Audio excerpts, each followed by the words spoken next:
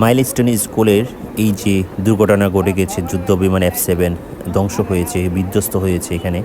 আর এটাই ছিল হচ্ছে প্রাইমারি স্কুলের শাখা স্কুলের এই যে শাখার ঠিক সামনে বরাবর যে গর্তটা দেখতে পেয়েছেন, সেখানে হচ্ছে যুদ্ধ বিমানটা বিধ্বস্ত হয়।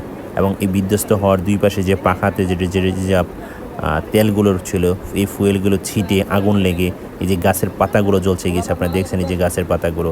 আর এই যে আকাশটা, সাদা আকাশটাতে দেখছেন, এই আকাশ থেকেই প্লেনটা আসছে।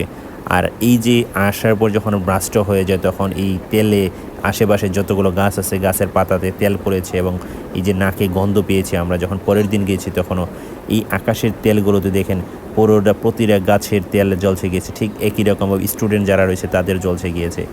আসলে এই ঘটনাটা খুবই মর্মান্তিক এবং খুবই প্যাথেটিক, আমার কাছে খুব কষ্ট পেয়েছে। এই যে মানুষগুলো, কতগুলো শিশু, তাজাতে যে শিশু মারা গেল বা এখনও আগুনে জ্বলছে। আল্লাহ সবাইকে মাফ করে দিও আল্লাহ।